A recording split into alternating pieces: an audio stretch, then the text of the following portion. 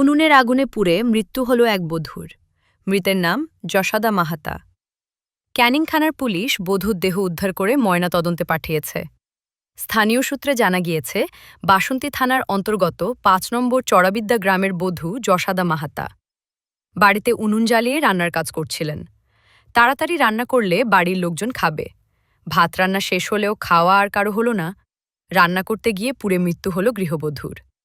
ভাতের ফ্যান ঝরানোর সময় আচমকা পিছন থেকে কাপড়ে আগুন ধরে যায়। মুহূর্তে সেই আগুন দেহের সর্বত্র ছড়িয়ে পড়ে। যন্ত্রণায় চিৎকার করতে থাকেন। বধূর চিৎকারে প্রতিবেশীরা দৌড়ে আসে, প্রকারে উদ্ধার করে। চিকিৎসার জন্য তড়িঘড়ি ক্যানিং মহকুমা হাসপাতালে নিয়ে যায়।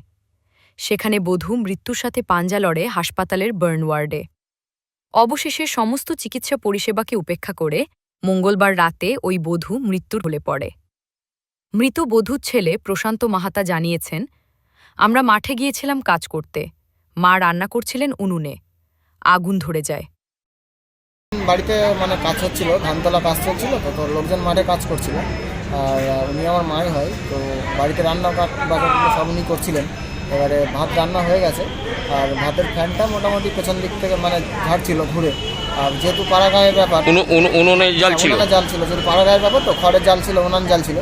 এবারে সেই অনুপাতে ওনার জ্বালার সময় ঘুরে করছিল, আর পেছন দিক থেকে খড়ের আগুনটা বেরিয়ে এসে মোটামুটি কাপড়ে লেগে যায় পিছন থেকে। হ্যাঁ, পেছন থেকে কাপড়ে লেগে যায়। তারপর এবং তারপরে ওই অবস্থাতে যখন আমরা সবাই মাঠে ছিলাম, পাশাপাশি যারা ছিলেন তারা সবাই দেখেছেন, প্রতিবেশীরা দেখে আমাদেরকে ডাকতে আবার আমরা তড়িঘড়ি করে হসপিটালে নিয়ে আসি। কোথায় আনলেন? ক্যানিং হসপিটালে নিয়ে আসি। তারপর তারপর এখানে অ্যাডমিশন করানো হয়। 2-3 দিন এখানে ছিলেন, চিকিৎসাধীন ছিলেন, এবং আজকের দুপুরবেলায় মারা যায়। মায়ের নাম কি? যায়নি, যশোদা মাহাতো। বয়স কত? বয়স 50 বছর। বাড়ি কোথায়? বাড়ি বাসন্তী চড়াবিদ্যা। দক্ষিণ 24 পরগনা থেকে রেবতী মালির রিপোর্ট, ITC নিউজ।